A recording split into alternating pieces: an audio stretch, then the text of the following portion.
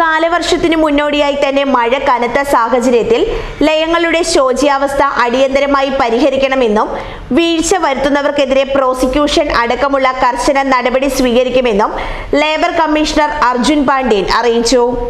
തോട്ടം തൊഴിലാളികളുടെ അവകാശ സംരക്ഷണം ഉറപ്പാക്കുന്നത് ലക്ഷ്യമിട്ട് വകുപ്പ് നടത്തിവരുന്ന പരിശോധനകളുടെ അവലോകന യോഗത്തിലാണ് ലേബർ കമ്മീഷണർ ഇക്കാര്യം അറിയിച്ചത്. സംസ്ഥാനത്ത് ഇതിനോടകം 58 എസ്റ്റേറ്റുകളിൽ പരിശോധന പൂർത്തിയാക്കി.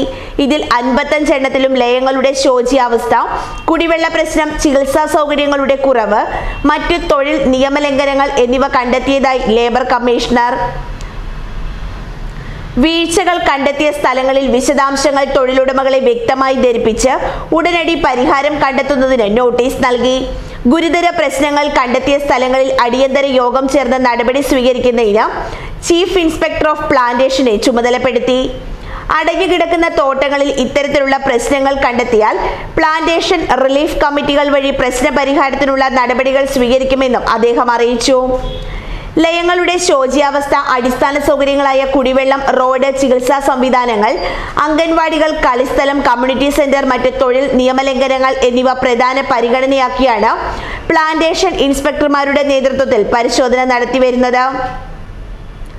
ഇതിനായി വകുപ്പ് പ്രത്യേക മാർഗനിർദ്ദേശങ്ങളും പുറത്തിറക്കിയിരുന്നു.